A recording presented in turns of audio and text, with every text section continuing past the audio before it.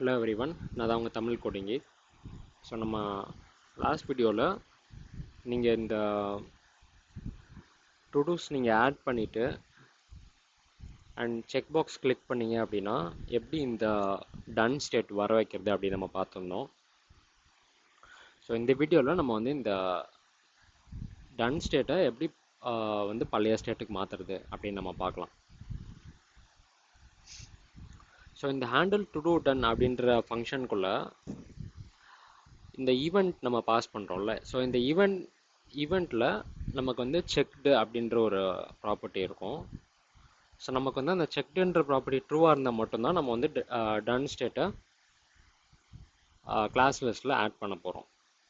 So அதுக்கு நான் வந்து event dot target dot checked அப்படின்ற அந்த வேரியபிளை ஆர் வேல்யூவை நான் வந்து இஃப் கண்டிஷனில் போட்டுக்கிறேன். அண்ட் எல்ஸில் நான் வந்து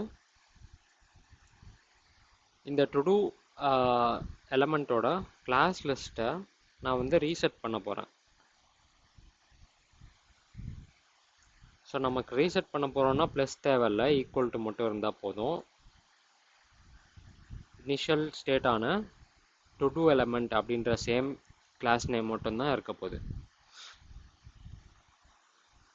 ஸோ இப்போ ரிஃப்ரெஷ் பண்ணிவிட்டு நம்ம டுடூ ஆட் பண்ணுவோம்.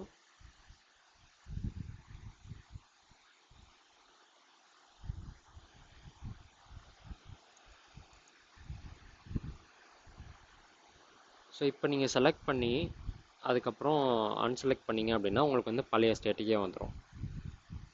ஸோ இதை நீங்கள் எத்தனை டுடூ ஆட் பண்ணிவிட்டு நீங்கள் எந்த டுடூவை செலக்ட் பண்ணி அன்செலக்ட் பண்ணுறீங்களோ அதோட ஸ்டேட் மட்டும் மாறும் அப்போது.